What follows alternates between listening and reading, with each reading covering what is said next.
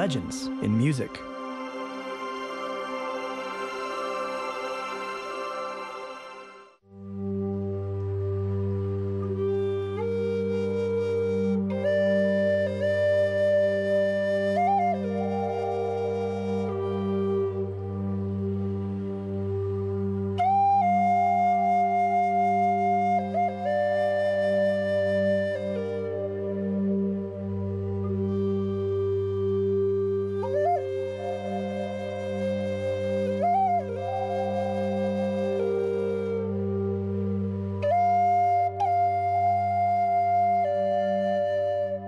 The dry, wiry hand gently touched the bark of the tree.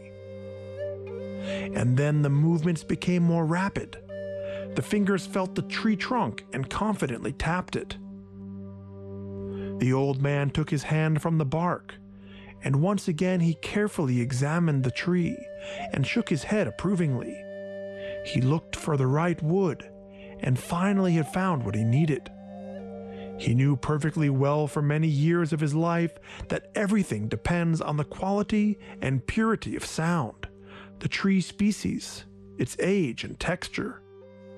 Yes, thought the oxacal, looking at the strong trunk. This will have a good sound. He was sorting his thoughts on the types of trees in his head.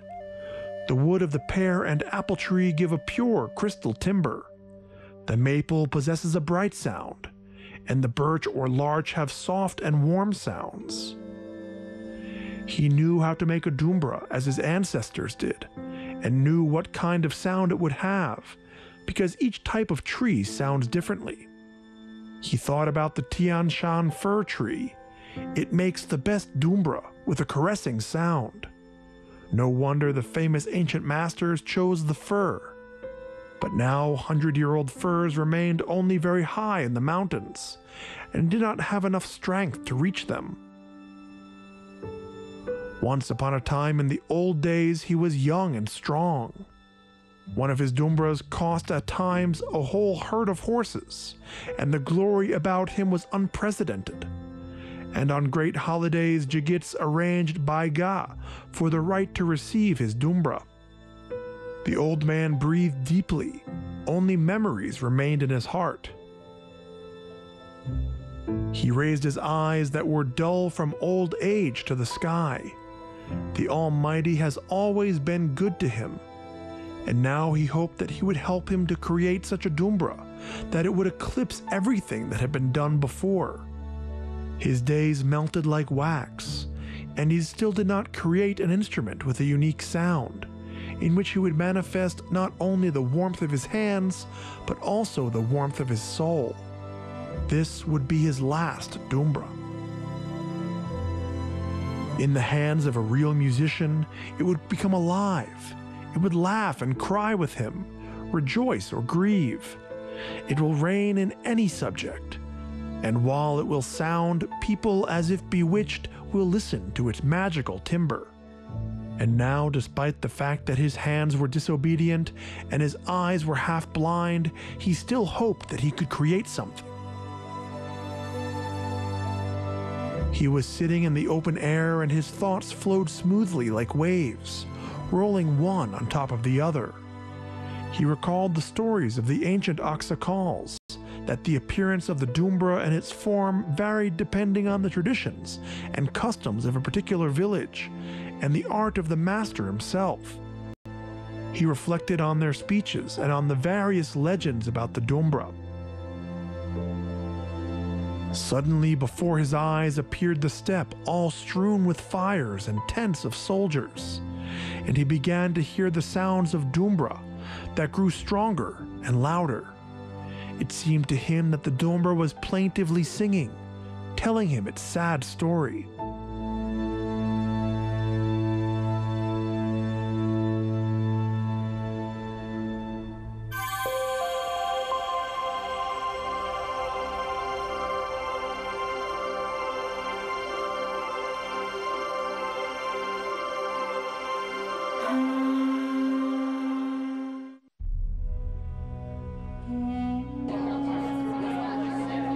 Wherever you look, you will see the countless marching tents, the low yurts and wagons, and horses seething in a human sea.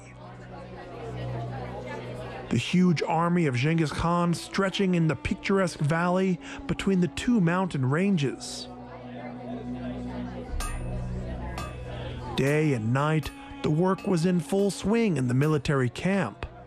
The metal hissed and melted in smiths. Tanneries in large vats soaked the bull hides and hung them on high poles. The warriors sharpened their curved sabers and peaks. They examined the hauberks and the leather armor, the bows and quivers. When the stars crumbled in the black velvet sky, Genghis Khan's courageous generals gathered in a spacious white tent. They sat around the low gilded table, cross-legged.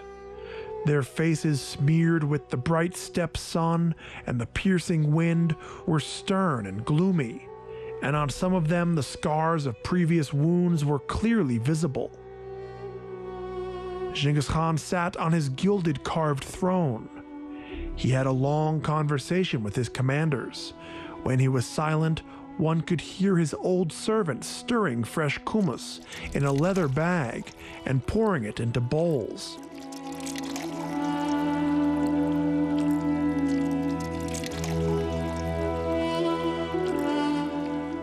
"O great Khan," said Juchi Khan, dressed in a silk-embroidered robe over which the leather armor was worn. "While our camp is located in this wonderful valley, we could arrange a roundup hunt. In these foothills at night, I can hear the howling of wolves and the growling of leopards, which means that there are also wild boars, mountain goats, and kulans. We can set up our beaters. There will be several days and nights driving the animals. My warriors are experienced. Even a mouse would not slip by them. Strong Eyes will not miss either a fox hidden in a hole, nor a bear hiding in the crevice between the rocks. And the warriors will be in excitement. That's where they can show their courage." The Khan liked this proposal, and he stroked his beard and said, "Huh, you're right, my son. Such a hunt for our warriors would be useful." "During the enclosure of the beasts, we are closed in a ring, and then we will encircle the enemy in war. From the small years of our sons, we will sit on the saddle and learn to pull the bowstrings and to beat the beasts accurately, right in the eye, so we have no equal." The narrow Mongol lips of the commander stretched out in a smile. Their invincible Genghis Khan was right. Jushi Khan was also very pleased with himself. His fierce, crafty eyes glittered, and his cheeks were flushed with a blush. He knew that his father listened to his opinion, and this fact flattered him very much. The servants were pouring into bowls the invigorating kummus, and the trays of boiled meat were brought and served to the soldiers. Everyone's mood was good. Someone called the kuishi Ketbuga Jorao. When the kuishi touched his dumbar with the fingers, the veined strings obediently vibrated and sang softly. His deft fingers trailed the strings, and it seemed that every one of the 5 strings had its own melody. But they all merged into a single sensual music. The severe warriors remembered their youth, their mother's dear faces, and the faces of a gentle girl. But more sharply and heavily, the dumbar sang, and now they are on the battlefield. The horses are heaving, the clang of iron, the cries and moans of a defeated enemy are heard.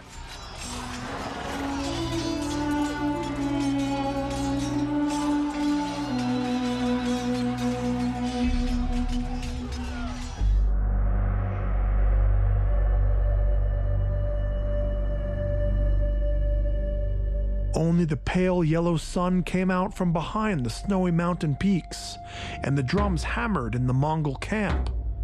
At the same moment, life began in the camp. The higher military leader, Orkhans, carefully monitored all the preparations for hunting, and by noon the warriors were almost unbroken by the chain. They dispersed throughout the mountain gorge so that the beasts could not escape this deadly circle. The son of the renowned Genghis Khan, Jushi Khan, watched the beaters for the clear and correct distribution of people. He could remain silent for the time being, but not a single detail escaped his attention. And after the hunt, someone would receive praise or blame.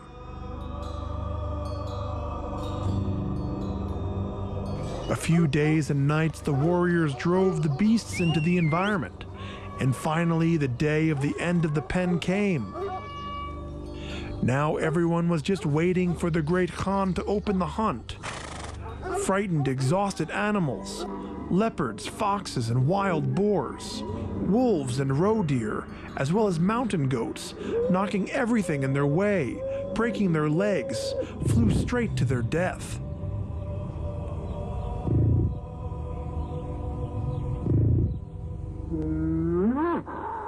Genghis Khan raised his ornate curved bow and pulled the bowstring.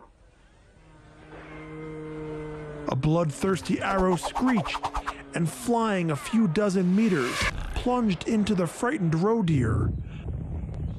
The thin, long legs twitched and buckled, and the graceful animal collapsed to the ground. The hunt has begun. Blood began to boil among the soldiers, and an avalanche of arrows fell on the driving animals.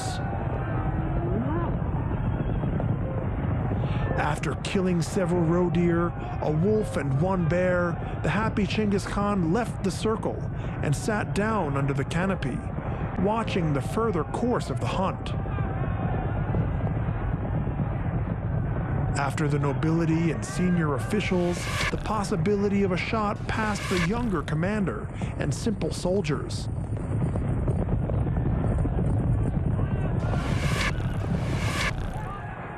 The strong leader, separated from the herd of Kulans, suddenly turned sharply and, leaping over the bewildered archers, jumped out of the ring of cordons and raced through the valley.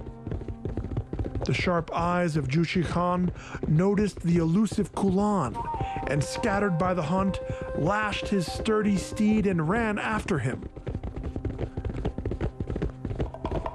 The Kulan quickly jumped the seething river and began to climb the mountain path, trying to hide among the rocks. One arrow overtook the Kulan, and he jerked his head and sat down on his hind legs. Jushi Khan almost overtook him, but then his horse stopped on a large stone and flew headlong with his master downward.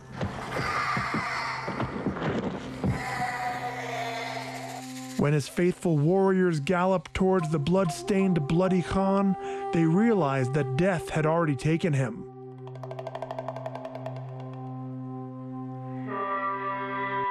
A great sorrow fell on their shoulders.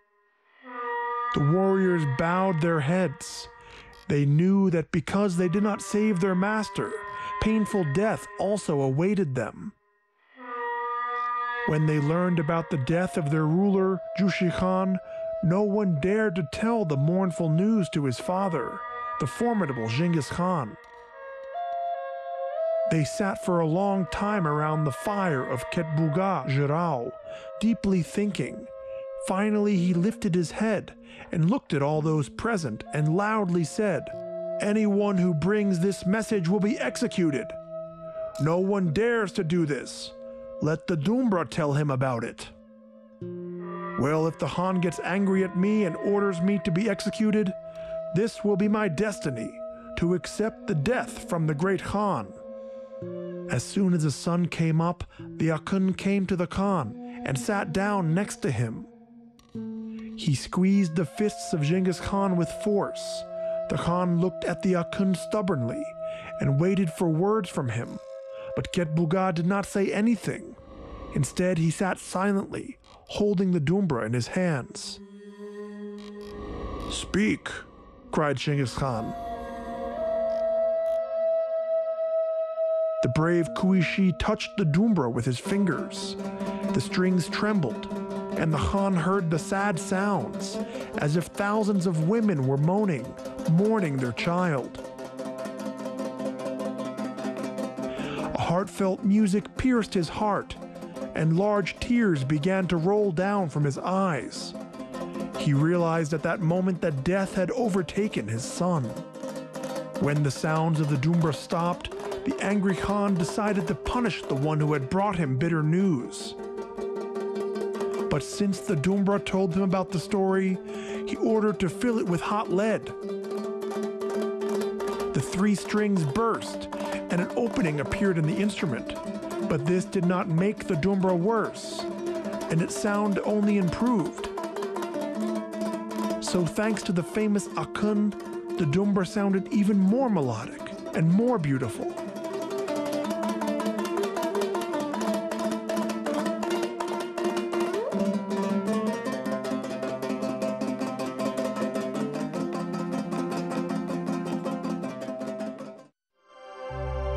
Ketbuga Kazakh Jarau, the composer and Kuishi, and the hero of folk legends. He is also called the founder of the Kazakh ancient literary art. Only the Kui Jirao, called the Limping Kulan, Jushi Khan, and a few lines of a song performed before the Kui itself starts to have reached us. The remaining literary and musical works of Ketbuga have not survived to our days, although at one time they were widely popular among the people.